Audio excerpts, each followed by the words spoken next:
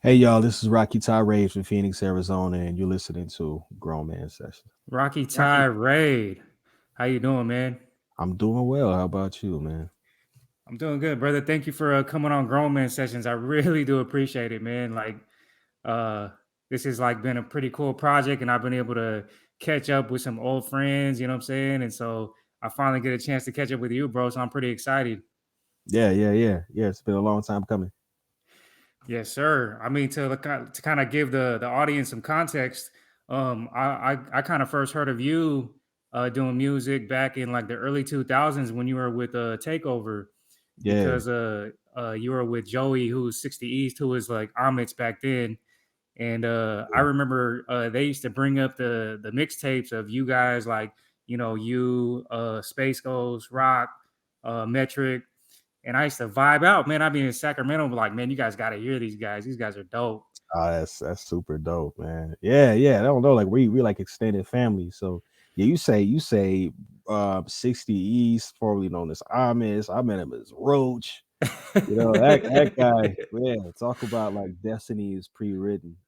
So it's yeah, it was cool, man. I'm originally from from California, and around that time I had moved to Phoenix and everything, and my fam, the homies were still out in CA, and and um a close group of artists, people who I was becoming close with at the time through Rock and through Space Ghost, were out in the IE, and that's how I was introduced to Metric, and from Metric I was introduced to Sank, I believe it was after that. Then I was introduced to Joey, to 60 East, and just the whole squad. It was them, and then the homie Black, and we were Hmm. all the Takeover ENT, and Space Ghost was like our flagship artist. Like Metric was the producer, like he was the DJ, he was like the businessman. And it was cool because I had moved out to Phoenix and I was still finding my roots, so I still was kind of like nomading it out there and like finding my tribe. So I would find myself out here like literally every week, every weekend. Like I'd take time off work and show up. It was crazy. Like we would do like show I would come here, we do a show, and then I wake up the next morning and then drive to Phoenix in order to make it to class. So it was one of those things. And yeah, we were able to DIY, put together some really interesting music, some good, some not so good, but we're young then. So Yeah, me and 60 have talked about it, like on our car rides around the state or whatever, doing music. We used to bump those mixtapes, and we used to talk and be like, man, like we think that if Space Ghost hadn't passed away, R.I.P., that he probably would have got on, man. oh man, this is before like your Kendricks, and before like this was like space was like he was really really nice, and there's no bias to it. Like he Hmm. commanded a certain type of presence when it came to his lyricism. Just as a human being, he was just like like people wanted to be cool with him. Like people, they envied his artistic expertise, and girls thought he was fly. Like like he was like the all around artist. And the universe it is what it is. The universe. And Hmm. um I'm gonna say here, man, like I haven't really talked about it yet, but my next album is from a title standpoint is honored after him. So it's called Space Ghost Revenge. Oh, Um that's dope. yeah. I was really thinking about it. It's not about the tragedy that surrounds it. It's about I feel angry sometimes, you know what I'm saying? Because like you said, he had everything, Yeah, and he didn't have the opportunity to go through the industry, to have people across the world like hear his music. And I feel like all of us, yourself included, what we do is like really some in vengeance of our brother. Like we're holding him down, and we're doing this for him in a sense. So yeah, he would have definitely popped. No bias. He was special. Oh, yeah, for sure, man. I still remember one of his bars was they be coughing up dough like they was choking on a biscuit, I don't Bro, know you be why like, that always stuck with me. yeah, you be like freestyling and stuff damn near, man. Like he was a writer for sure. And oh man, I remember like especially when it came to the mixtape situations, it was like it was better than the original song. So not even just like oh it was bars, but Hey, like you ain't lying. creatively. Like remember the put it on the stick, put you just like flipped it around and put on it. It was just amazing. Stu is something else, man. So yeah, Space Ghost for sure. For my guests that don't know, man, if you guys don't already know, Roqy Tyraid is probably one of the dopest MCs that you, if you haven't heard of yet, you need to. Oh man, and that's no cap, man, no bias at all. I mean, I'm not even speaking from a friendship type of place. I'm speaking just as like I appreciate the craft, and I've always just really loved what you've done, man. Like your approach to the music, man, like it has like a certain level of like your lyricism, but your aggression, man. Like you can feel like the hunger in your words, man. And where do you think that comes from, bro? Like where do you think that kind of like that conveyance of that kind of hunger comes from? Like is that something that you always had, or is that something that you kind of developed along the way? I've always had that. I've always been the youngest, always been the underdog. Now I'm definitely not the youngest, but that's a whole other story. Um, but I've always been, I we had to be a fighter, we had to be a survivor, and we come from the era like I started rapping because we were battling in high school. It was one of those things like, somebody, this is like when grinding came out, another age check. So we'd be we'd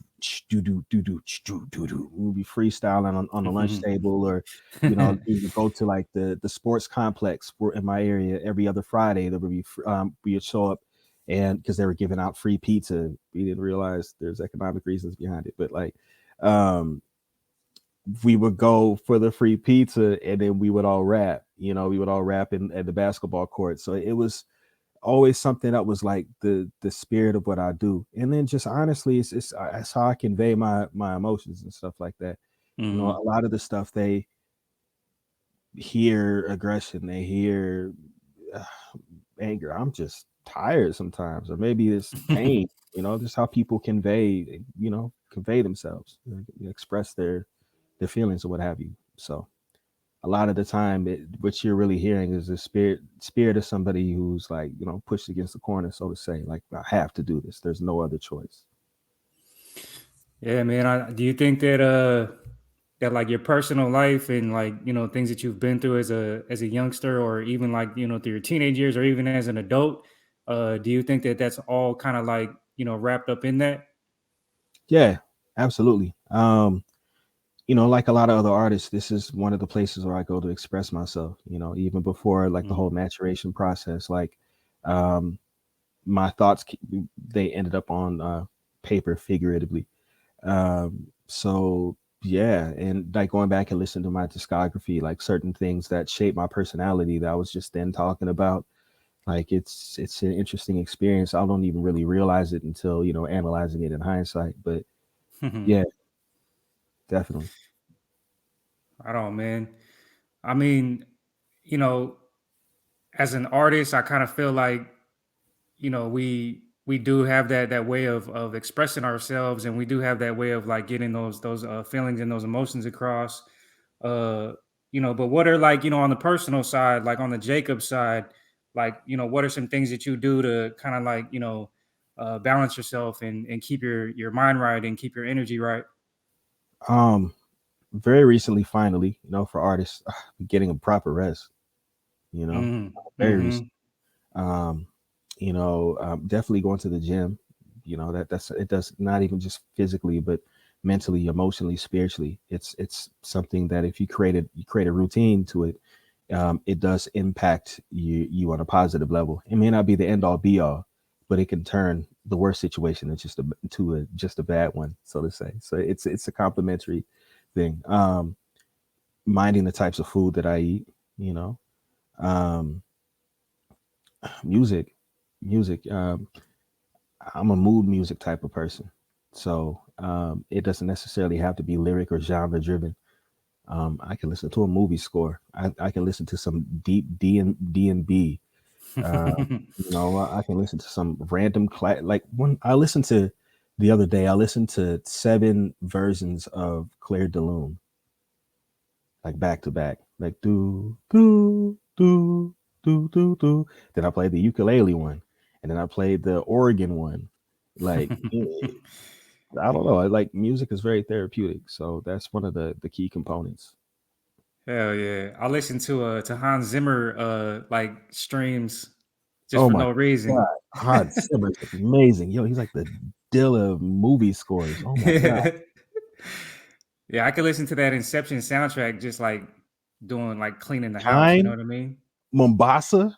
I play Yeah. Mombasa when I'm running. Talk about the damn Inception soundtrack. Hell yeah, yeah, yeah. See, I'm a music nerd too, dog. Like, yeah, I- I get it. I get it. Oh, so like, tell me about the young Rocky, man. Tell me about like the young Jacob, man. Like what do you think are some things that you had to overcome as a young man that's kind of shaped you to the kind of man that you are now? dang.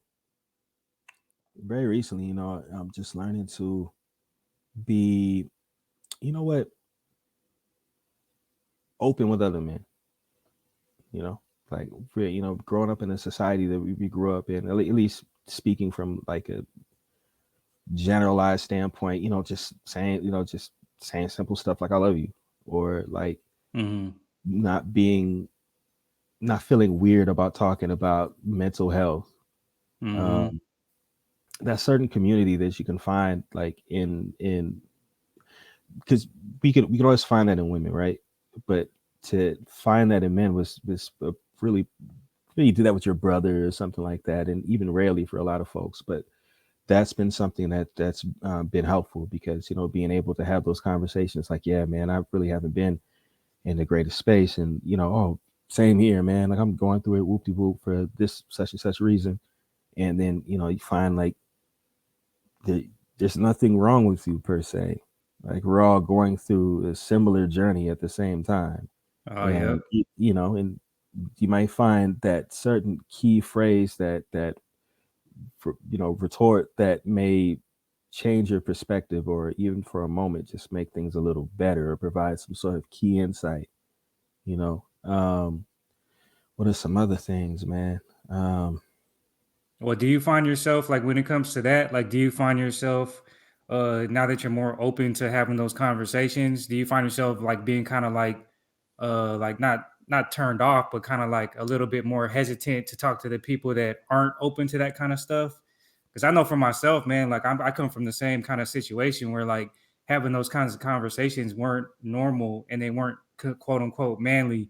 You know what I mean? So now, like when I have conversations with guys that I can't be like that with, I kind of find myself being like, man, I don't really want to talk to this person that much because it doesn't feel like I'm really connecting with them. You know what I mean?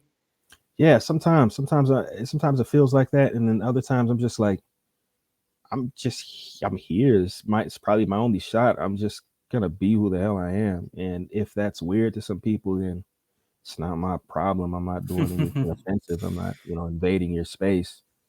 If saying, is smiling at another person, or being, trying to be softer. Like if that's perceived as weird, then I guess. But I'm learning, especially in recent and very recently, like these things make me a more well-rounded individual, Hell and yeah. it contributes to my mental health, like the well-being of it at least. Yeah, man, I've talked to several guys on here that talk about like being a whole man, you know what I mean? And not feeling like you have to confine yourself into like this really small box, you know what I mean? That we have like this preconceived idea about.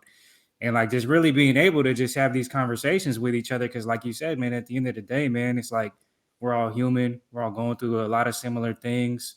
But if we don't kind of have these conversations with each other, we do feel isolated and we do feel like we're just kind of experiencing things in our own little silos, man. When in reality, man, like in reality, like there's a whole hell lot of us that are like, really going through some things and we could find camaraderie in that. You know what I mean? If we find the courage and we have the comfort and we have the space to actually be able to have these conversations. And that to me, dude, is like amazing that you say that because that's one of the main reasons why I wanted to do grown man sessions is because I wanted to be able to have these conversations with my fellow friends that are males and show the younger generation that that's not what it has to be, you know. Yeah, Especially because we're in yeah, like the hip hop world, and I've noticed, man, like throughout my years in the industry, that like that's a very common thing. Like, you know, you don't have these kinds of conversations very often. You know what I mean? yeah. It's just toxic machismo stuff. Like I'm cool off it. Like one of Yep. the things, one of the things that stuck with me was years ago. Like I had a friend who experienced some tragedy, and it Mm-hmm. impacted a lot of folks. It impacted our circle and stuff like that. And I was talking to him. This is when I was back out in Phoenix, and at the end of the call, he was hurt, and he said, "I love you," and um, I, uh, I felt uncomfortable because I didn't know how to respond. I was in my 20s. I was in my early 20s and stuff. I didn't really know how to respond, so I kind of just said, "Yeah, man," like. And even though that was so long ago, and I was from the standpoint of maturity, I'm a completely different person. It was something that I wish that I had better insight on. I wish that Mm-hmm. I was a part of a circle and ecosystem where this type of stuff was normal. And even though it took years to really readjust that mind frame to reframe it, um, it was one of those incentives like, yo, it's time to really level things out. So I Mm-hmm. really much props to the younger brothers out there who are not having to abide by those really confined ways of living. It, you're stunting yourself. You said like it was a box. It is akin to Mm-hmm. a box. How do you grow in a box without becoming, disfigured? We're all a Well, bunch of there's figured folks, and we're just trying to realign ourselves. For real. There's actually like raw statistics about it too, man. That like the more that men try to like fit themselves in that box and stay in that box, the more they have mental health issues, addiction issues, and suicide. Suicide is so high Yeah, because man. it's soft. Like you don't cry or like I had conversations with homies, talking about like relationship stuff, and then they're like, oh, like I'm trying to be down, or like go through it, go through your emotion. Mm-hmm. There's nothing soft about it. In fact, I think it's really the opposite way around. Like, Yep. it's soft to really care, really self ridicule so badly that you can't do what your body is designed to do. Like you have chemicals and different types of tears. You're supposed to have this function.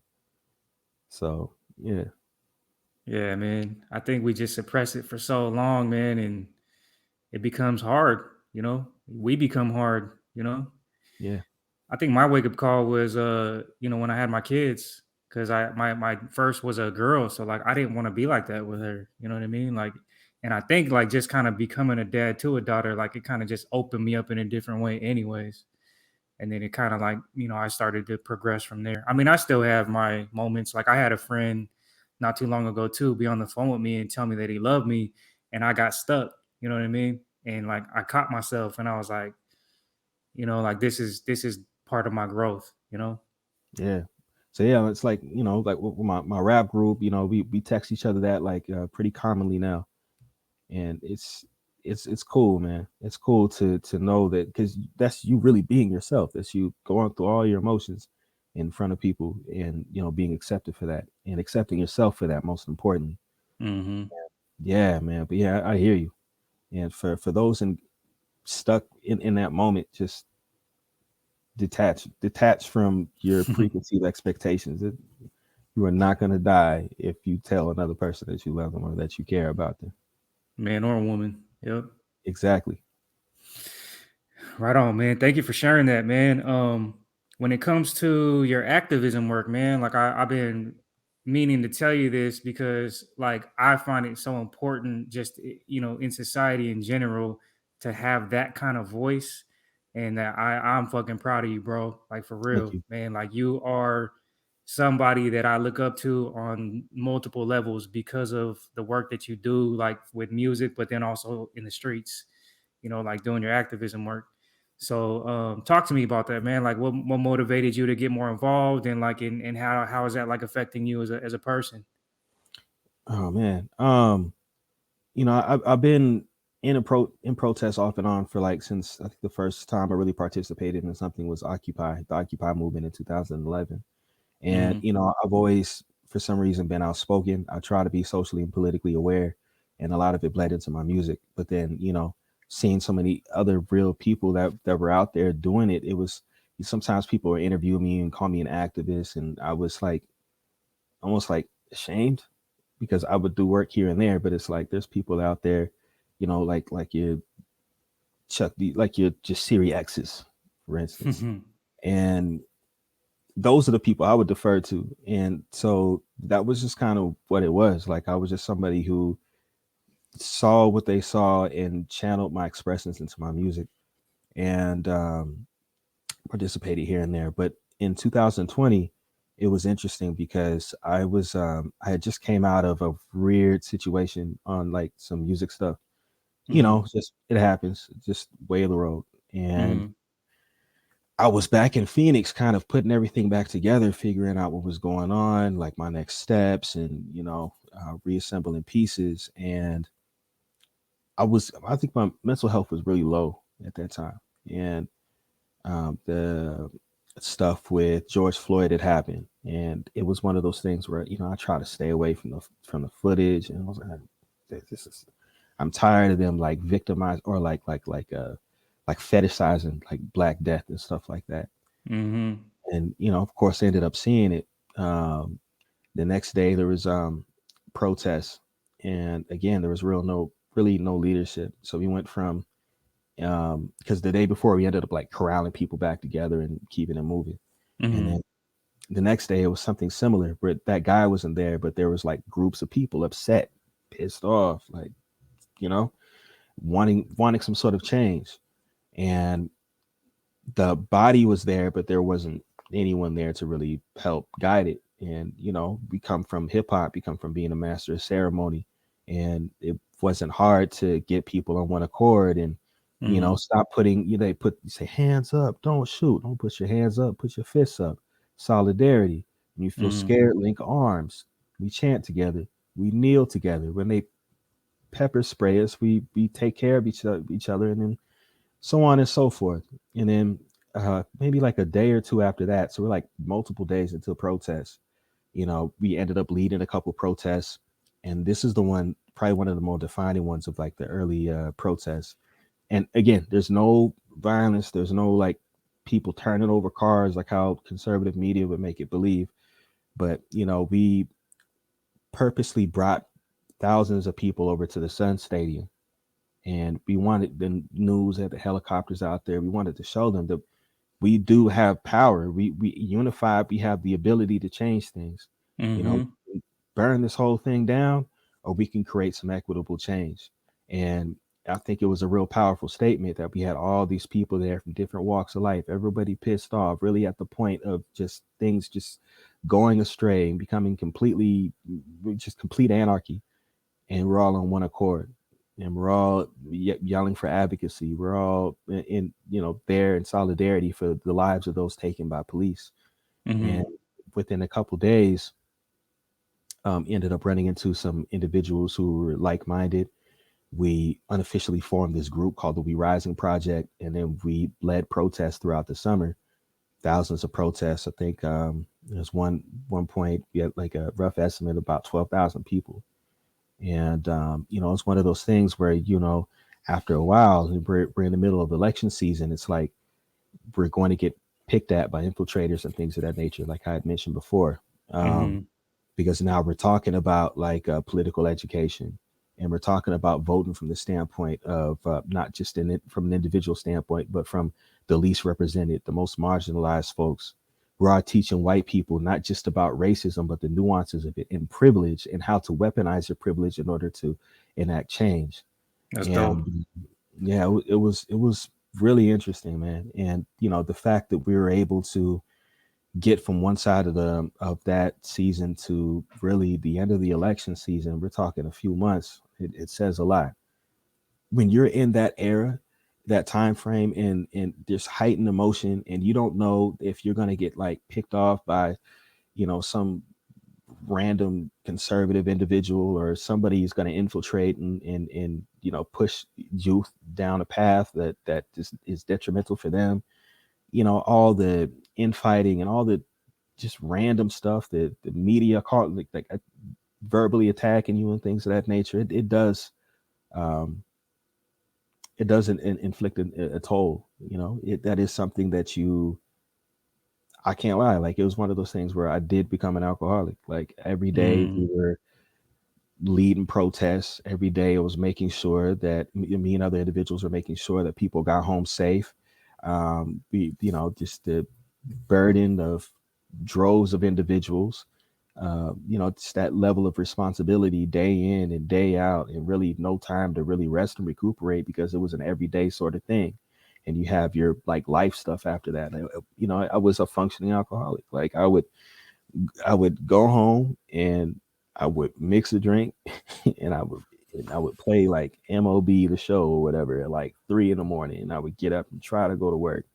And then at 3 p.m. We're back downtown and we're dealing with some nonsense, or the yeah, it was wild. Some of us from our core groups, we decided that after the protest, we were going to create a new initiative that would really nip a lot of this criminal justice issue stuff against us in the bud by creating a first responder department that would take the majority of these calls and victimless, nonviolent dispatches from police in the first place, because that's where a lot of the right. police violence comes from. It Hmm. really invests in the criminal justice system.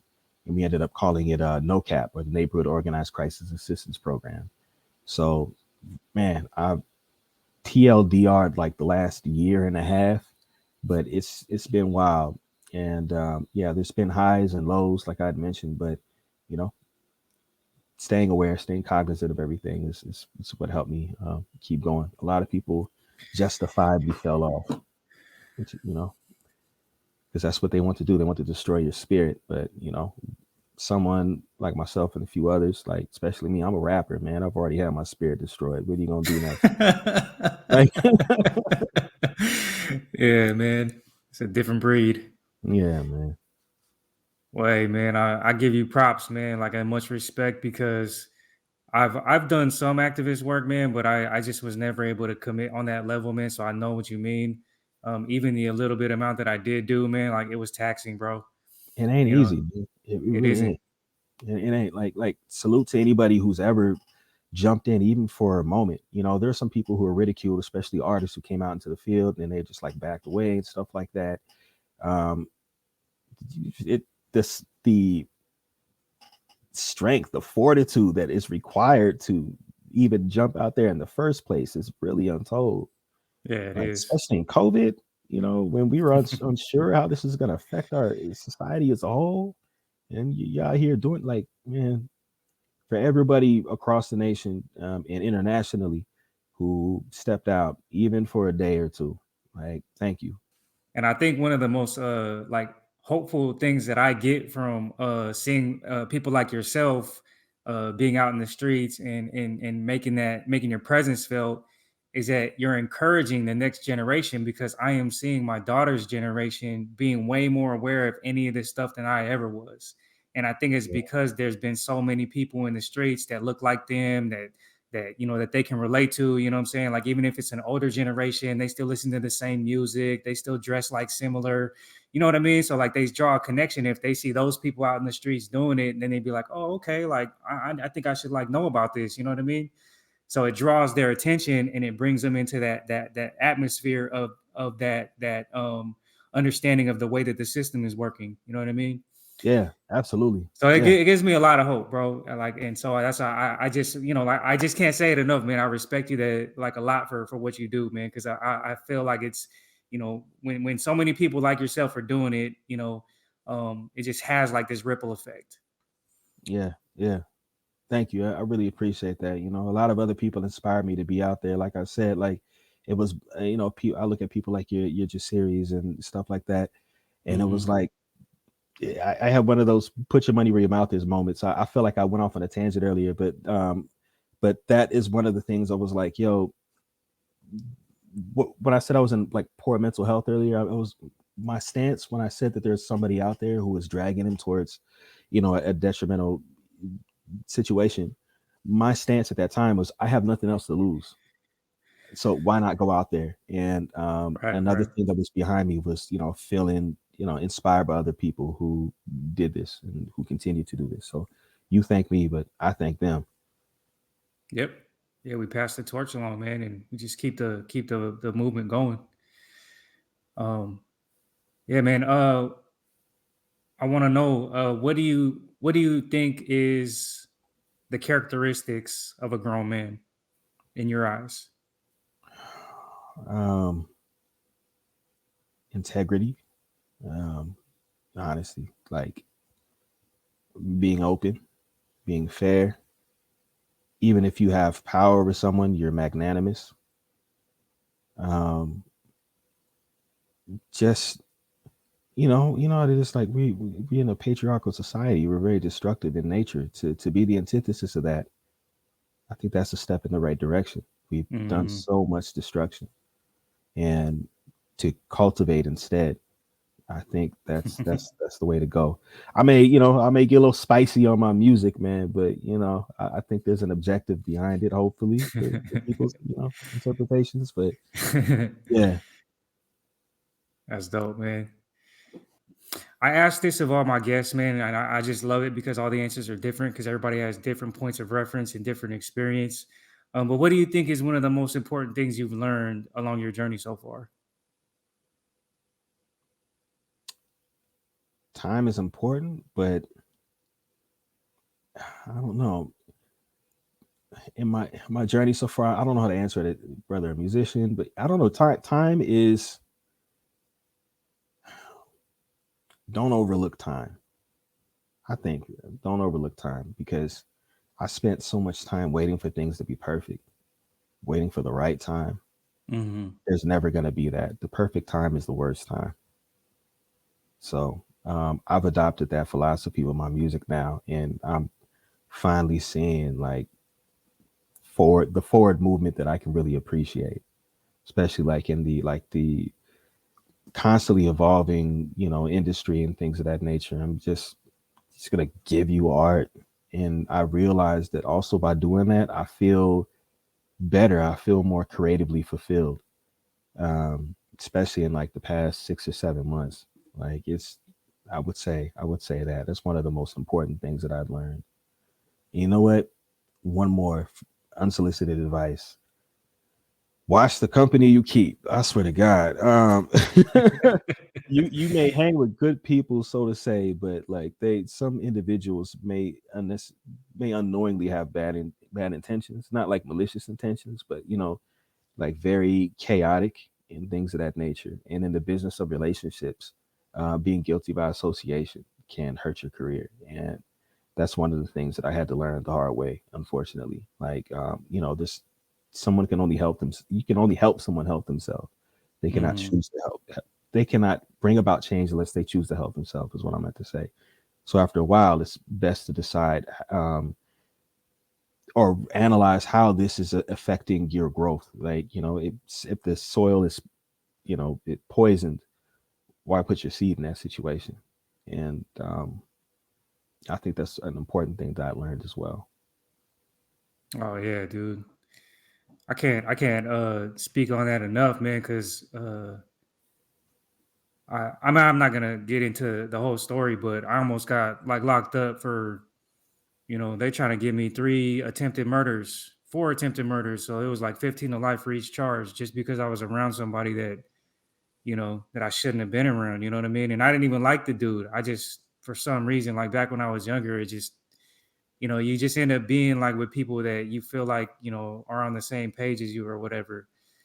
But I mean, that's one of the biggest takeaways that I got from that time frame of my life is like I always watch who I'm around now. Yeah. Like I'm examining energy. I'm examining like, intentions, you know what I'm saying? Just vibes, you know what I mean? And I feel like I've trained my spider senses to the point now where it's like I could sense where somebody's got a good heart, man, and somebody's got some very good intentions about themselves. So yeah, Yeah. dude. Yeah. That's a better way to put it, man. Like, it's really sensing their intentions and trying to read their heart and everything. Like that's a skill that you have to pick up in this business. And just because someone can relate to you in a specific way doesn't mean that the relationship with you is the same with the world. and that was more or less what I was getting at. So yeah, how you explain that was, yeah, spot on, bro. Right on, Rocky, man. Well, dude, man, this has been an amazing conversation, bro. Like, Yeah. you dropped a lot of gems on me, and I really do appreciate it. I know you just dropped some new music, right? Big Yeah, O. yeah, yeah, yeah. So I dropped a Big O that was produced by Nameless. Oh, that's so dope. Again, like it was one of those things where I just had a lot to get off my chest, and You could it was tell. very, very witty, very witty, very like very just all the idiosyncrasies that's in within the song. It's like complemented by like the ever evolving like atmosphere that Nameless had provided, and it feels like a melodrama, man. And then that was right off the back of Victor Sweet, which is a grime record that I did with grime legend Teddy, also known as Silencer. And it Mm. was one of the real first times that like the US and the UK had linked up in that type of capacity from the standpoint of grime. And so, like people are really going nuts with that right now. And it's great. And I intend to like get that out there and really continue like help push the whole linking up between, the cultures and all that type of stuff because it's an honor, man. Where can people find your music at, man? Man, go to Bandcamp directly. But yeah, Roqy Tyraid, Roqytyraid. Um, yeah, Bandcamp, Spotify, of course. We can get the labels, look at your number playlist going. Um, and yeah, hit me directly, man. Like I think I'm most accessible on Instagram. So Roqy Tyraid on there, and Twitter. The unique thing about my Twitter and Instagram is also because I've been doing my Tirade Tuesday series on there, and Okay. I've been doing. It started off with me doing like recaps, like freestyle recaps on what was going on with the protest stuff and like the whole political atmosphere here in Phoenix, and of course, me doing my traditional rap stuff as well. Mm. But I was touching like beats that were considered like off limits and things of that nature. And then I started going into different genres. I'm on like a Tion Wayne record, from out in the UK, a DEE, a JME record. Then we're going to stuff out here in the States and really just showing the versatility. And my approach was, since it's a mixtape and it wasn't like a lot of accessible like avenues for mixtapes nowadays, I was just dropping it on Twitter and dropping it on IG, and those were doing really well. So you can That's dope, definitely man. follow me for those reasons too, y'all. Cool, man. I'm gonna drop your Bandcamp link and your social media links in the description below, so people don't have to look far. But man, yeah, thank you, bro. Like, is there anything else you want to say before we go? Yeah, I'll keep it real sweet. I mentioned a thing earlier called No Cap. It's the Neighborhood Organized Crisis Assistance Program. What we're Mm. doing is trying to create a new first responder unit here in Phoenix, Arizona. Like I said, things like victimless nonviolent dispatches, they should be handled by a department that's not under anything else, not a fire, not a police, not a civilian police officer, Yep. not EMT, because it should just be primarily saving lives. We need a literal first responder department that shows up for these things. And I'm also talking behavioral health. I'm talking substance abuse. I'm talking things that relate to the rapport with people in the unhoused community. They need to be assessed from the standpoint of empathy rather than criminality, and that's the way Mm-hmm. we can save lives. And one of the ways we can stop going out into the streets that much for police violence. Yes, it is abolition, and it is something that's going to take generations. But this is a powerful and universally agreeable step, and I really believe that not only can Phoenix do this, but other cities across the United States can do this as well. So, nocapphx.com, learn about it, advocate for it in your own ways, in your own cities, and just create a better future for our kids.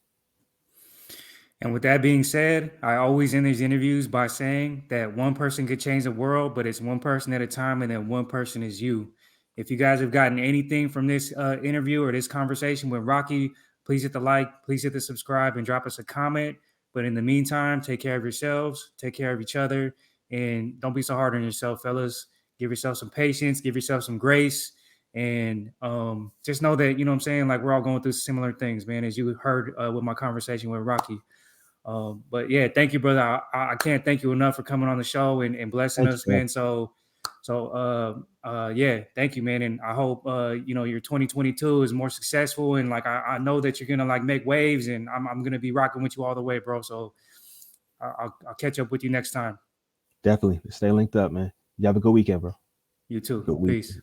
Peace.